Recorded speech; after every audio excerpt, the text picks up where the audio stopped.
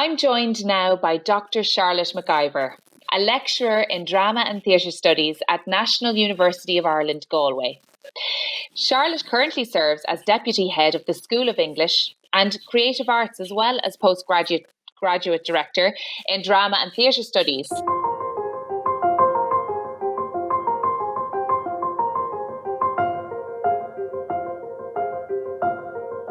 Thank you for meeting with me today, Charlotte.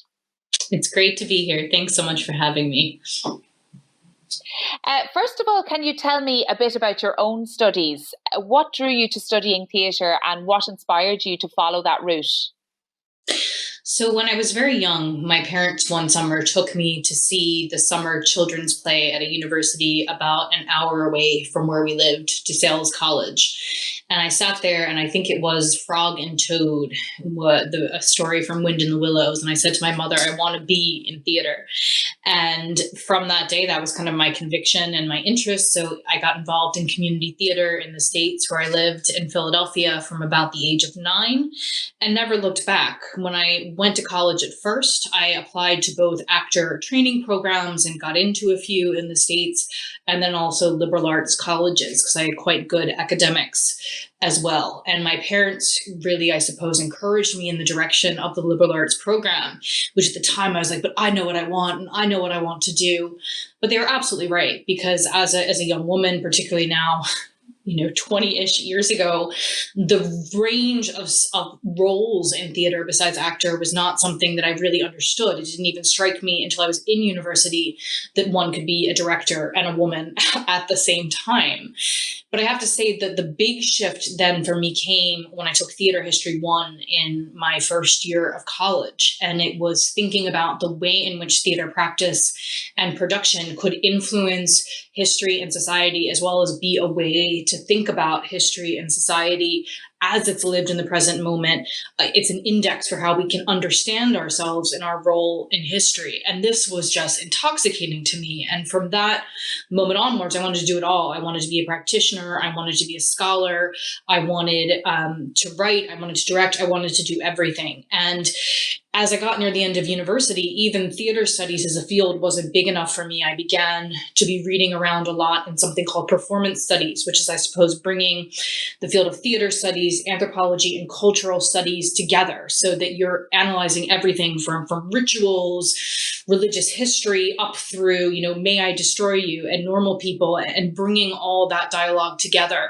So I went to get my PhD in performance studies, but that was very much based within the theater department. So I never strayed very far from the theater from that first impulse into DeSales College. And now, of course, I work at NUIG Galway in the theater department. Wow, you have so many strings to your bow, Charlotte, and it's hugely impressive. And I've noticed that there seems to be themes around identity and how you stage that in your own academic studies. Can you tell us a little bit about that?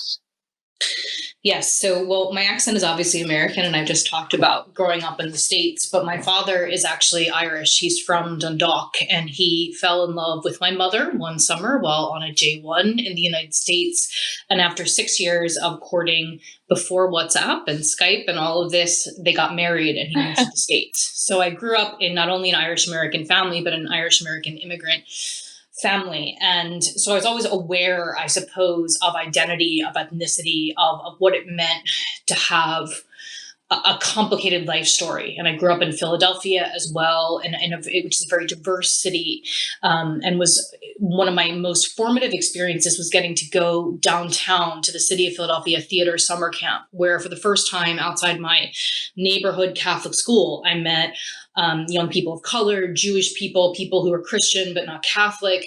And that really transformed my worldview. So as I got more into the study of theater from an academic perspective, as well as making my own theater, I suppose all that influence and background came into the work, came into the research. Something curious that I discovered about the way in which other Americans dealt with my own Irish identity was by having very fixed and stereotypical and outdated ideas of Irishness. So some of my research, which might be what you're referring to, looks at migration, interculturalism, race, and ethnicity in Ireland today, because I became very interested in trying to think about how do we tell a fuller story of Ireland. Now, this would have been before I lived here, but coming back and forth from the States. So I suppose what I've learned in my career is that you never actually leave anything behind, and the work I'm doing now around sexual consent, sexuality, sexual identity, that has been a passion of me since I was a very young college student as well. But at that time, this was way before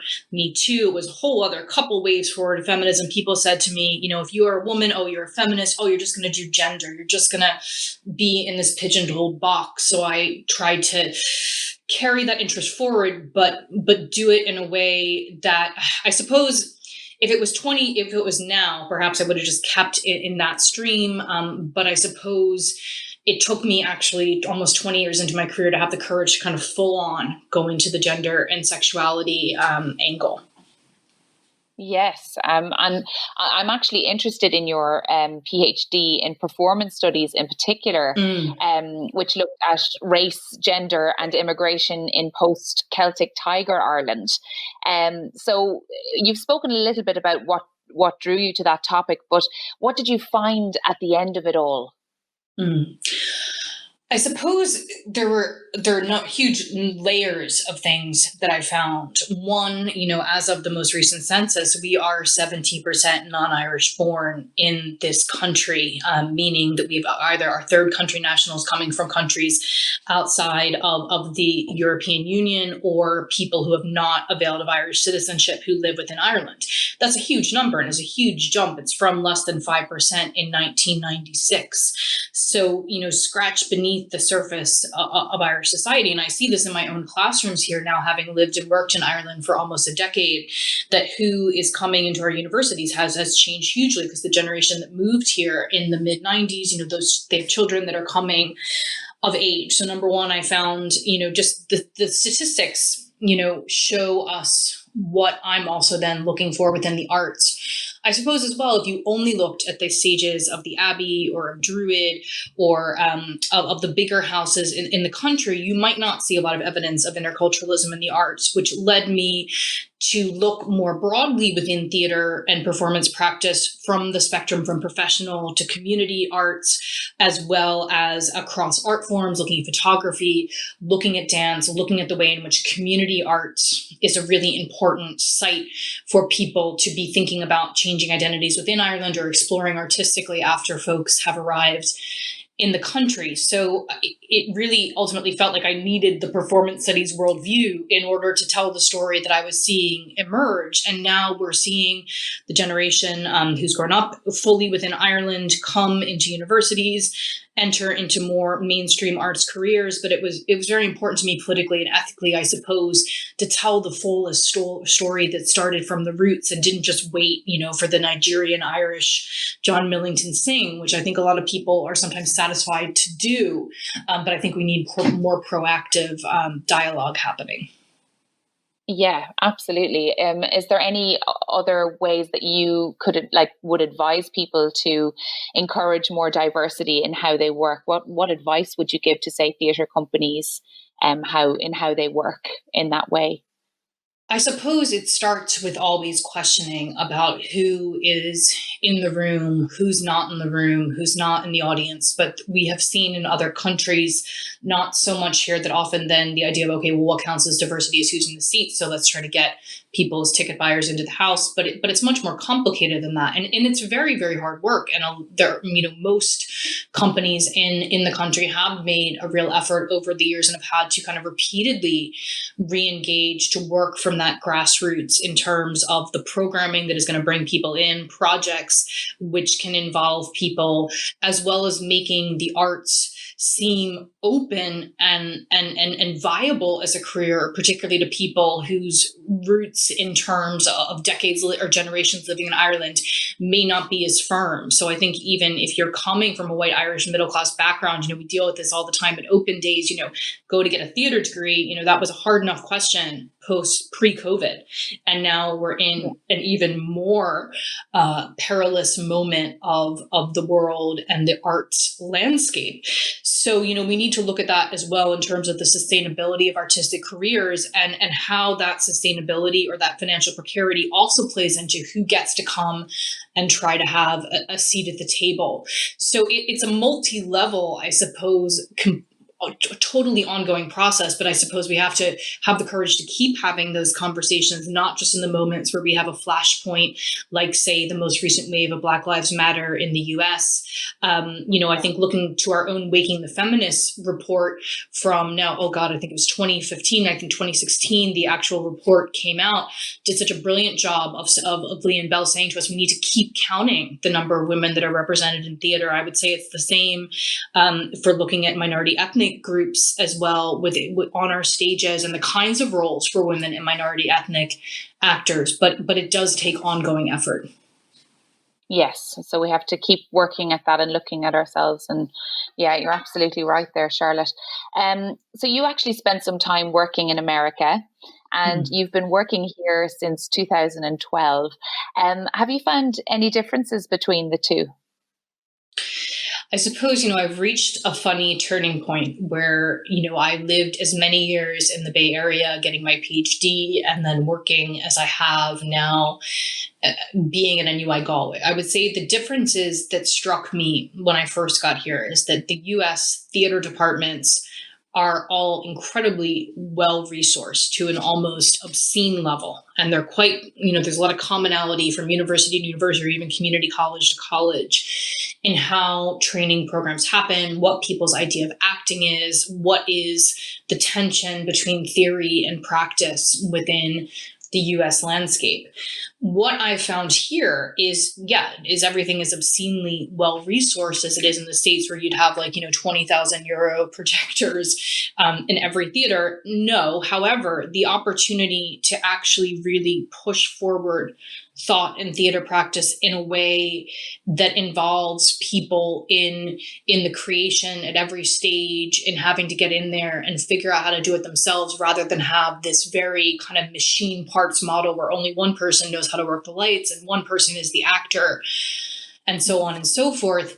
I can't imagine going back now to working the other way. We've kind of distilled this within the National University of Ireland Galway programs down to the thinking theatre maker, that you should be able to turn your hands to many different things within a theatre, that the aspiration is the career of somebody like Michaela Cole, who of course has now gotten such fabulous reviews for I May Destroy You, who has wrote and production managed and gained control of that production on her own terms, as well as starring within it. That's the kind of person that we are trying to bring out of our programs, where I felt even from a very young theater student in the States in a liberal arts college, but that still was run very much according to a conservatory model. I was always being told to act, not think in some of my classes. And then in other classes, it was about the reading and the thinking, but a lot of anxiety about the kind of values placed on certain kind of acting or performance. So I find there's freedom here, as well as the completely integrated link to the industry. Yeah, so you find then that there's more, I suppose, all-rounders, people who have studied all areas of theatre. I noticed actually in the BA in Galway, you offer a lot of different classes, like theatre for younger audiences and children is a class that you which is hugely important, something that I'm quite passionate about myself. Musical theatre and arts management. So that's all, that all helps, I suppose, to contribute to someone coming out of the programme knowing all areas of the arts and then being able to decide, well, which area do I want to go into? So that's, it's fantastic. So as well as being a lecturer and a director, you also lead the Active Consent Programme's Creative Arts and Communications Unit. As if you needed another string to your bow, Charlotte, here's another one. So that creates theatre, film and social media content aimed at 16 to 24-year-olds on the subject of sexual consent. Hugely important work. Can you tell me about that, please? It all started with a phone call, as I think most things do in Ireland, where a colleague who I didn't even know at the time called me up and said, I have a report about sexual assault, consent, and alcohol. I'm wondering if you can make a play out of it. And I said, well, that's not really how theater works. You don't just like take the report and then stage it. But, I'm interested in working with you on this, taking an ensemble of students and seeing if we react to those themes, what can we make together? And we devised a play first in 2014 that was then called 100 Shades of Grey. This was very soon out after 50 Shades of Grey was released. And then we had a disclosure training with the Galway Rape Crisis Center where they referred to what they deal with as 100 Shades of Grey. So that was the original iteration of the play, which was, unconnected scenes and monologues on the topic of sexual consent.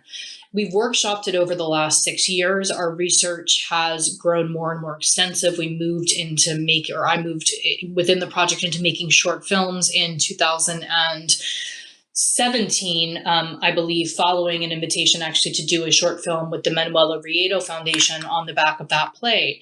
And I suppose our story is a bit of a Cinderella story for academic research in that we were invited to pitch for funding with the Life's Too Good Foundation, who funds our work, and to reimagine what we were doing as a 4-year program, working not only with third-level institutions, but sports organizations and secondary school as well. And we're also developing a critical sexual media resource that also deals with pornography, aimed at secondary school students.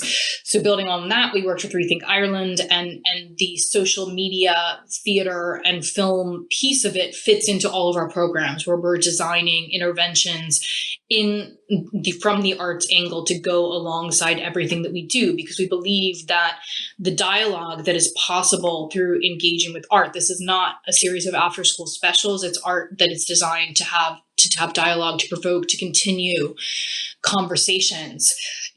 As far as I'm aware, we're the only organization in Ireland and wider where we combine not only the research of the young people in terms of statistical research with the arts, with direct intervention, like our workshops and trainings. So it's a very special thing to be part of. And it's something that is driven by NUI Galway students and alumni who work with me on the programs and the things that we create. Amazing. And have you had, what has the feedback been like from the students that have seen the work? Have conversations happened, have important conversations happened as a result of that work? So on the back of the larger research grant, we did our first national tour of the play, now called The Kinds of Sex You Might Have at College, across Ireland. We visited 14 universities this past year before COVID struck, and we were actually fully booked for September and October before the world pandemic happened. The play runs in tandem often with our workshops, which are a dialogical 1-hour format in which people talk about what the definitions they're coming in with, and then have that challenged through research and the views of other young people. And what people talk about again and again is having a space opened up to talk about these ideas, to be critical about them, but to also be positive, because we come from a sex positive angle. We want people to have good and beautiful, satisfying sex when they're ready to have it. And we want to address men and women. We want to speak across genders, relationships, and sexualities. That was a real gap that I saw coming in to make this work, and why I thought the arts was so important, because so much it's just a male-female message. It's all about harm and risk, and we wanted to be broader and more positive with it. And our audiences really appreciate that from the feedback we've gotten. Okay, wonderful, fantastic. So Galway has always been an epicenter for theatre and the arts, and NUIG has always had close links with that community long before the Drama and Theatre Studies programme existed. Can you tell me more about that? Absolutely. So the program that I am part of, and where I run the postgraduate program, our department has existed within the university theoretically since 2014. But then there was our MA course in drama was being taught from within English since 1999. And then we had our BA Connect come about in 2008, then joined by the BA in drama, theater, and performance. So there's that history within the university. But we had an opportunity, actually, when our building opened, the O'Donoghue Center, in 2017. I was tasked with taking archival documents from the university of the building site and I suppose the surrounding area, and making a short piece of, I suppose, documentary theater that was then voiced by 4 or 5 students. And one of the things that I discovered is, back in the 1920s, when the Drama Society, if I'm correct, was founded, you had lecturers taking part in the Drama Society performing productions in town. There was this really thin membrane between the university and the city, and also a really complicated status of what constituted professional theater, or theater that got a public and paying audience, which again is why I think it's important to look at that complication within Irish history. Of course, famously, our most famous and prized alums, Gary and Marie, started their careers on the campus of National University of Ireland, Galway, but so have countless others. And there's so many stories that you hear, such as our building site where the O'Donoghue Center happened. Apparently, it was not only occupied by the Drama Society and the Irish Drama Society at one point in time, but Fiona Shaw performed Medea in like a room full of puddles. So there is quite a hauntedness to Galway, where there are all these threads of history. It was the last place that Antonin Artaud visited before his final descent into madness. And I think that adds to something that is kind of permeates the air as people talk about, but then is backed up by the hard work of organizations like Macnas, Druid, the Galway International Arts Festival, Babero, where people are putting in the work and making use of all those shreds of inspiration that are there to be reinterpreted for today. Yeah, so you mentioned so many theatre companies there, Charlotte, all of them originating in Galway. So why do you think, with all that I suppose drama and theatre studies richness coming from Galway, why did it take so long to establish the drama and theatre studies program at NUIG? Well, I suppose the answer is not even just within an Irish ecosystem of theater programs. I think that globally, or when we say globally, maybe kind of within North America, Western Europe, there's a lot of anxiety about theater as an art form. There's a brilliant book by Shannon Jackson, Professing Performance, where she looks at the development of drama departments in the US out of English departments, and the anxieties there, because drama was seen as a very coarse kind of occupation. It was a craft. It wasn't just about thinking with the mind. It was about using the body. It was about building things, building sets, painting things as if you were a laborer, right? So its relationship to higher education has always been fraught. I remember at the time that I interviewed here speaking about Trinity's drama department, there not being others whose reputation was as established, or that I would have been aware of as an outsider interviewing for the job here. But it's not just us. And I see this even in our day-to-day lives, where it's like, can you pay for, these high vision goggles that we need as a piece of costume, right? And that does not fit with our procurement policy at all. But that's always what's attracted me to theater, the messiness, the anarchy, the idea that like you're within a university devising a play around sexual consent and having these edgy conversations, using it as a laboratory in which to reimagine or imagine different solutions for the real world. It's really special, but it makes people nervous in a good way. Yeah. That's what we like, to make people nervous in our field, don't we? And make them feel something anyway. Yes, so NUIG, it offers both undergraduate and postgraduate courses in theatre studies, and obviously it is an academic institution. How important is it, do you think, to find a balance between the academic study and practice-based study? Because you mentioned a tension between those two things earlier on. I think there can be a tension if you're not doing it right.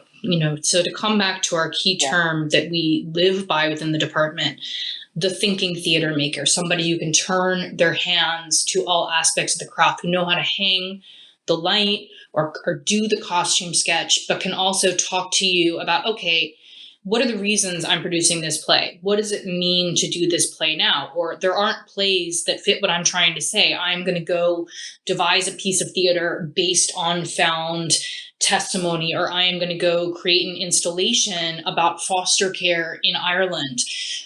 Key to what we do into making that work is that we engage in practice as research at both an undergraduate and a postgraduate level. And what that means is you're using practice, usually theater practice or more broadly performance practice, as a way to find out answers, to pose questions, to generate new knowledge. So what comes out of that is really beautiful and interesting and rich pieces of theatrical work or performances, but they're also backed up by an understanding of the histories they're coming out of, what they might have to say to the wider world. So I think that we have really let ourselves down as an industry and as a field in telling people for so many generations to act, not to think. But we're having a generation come of age now who want to be in employment that they find ethically and politically in line with their beliefs and how they want to live in the world. And so I think that this synergy between theory and practice has never been needed more, and especially as our field is going to have such challenges to survive and to remain relevant, or we're constantly reinventing how we remain relevant post-COVID. Yes, absolutely. And post-COVID is definitely something that we have to start thinking about now as well, isn't it? Hopefully, we'll be coming out of it soon. Yeah. So what do you think the value of a degree program like yours is for budding theatre makers?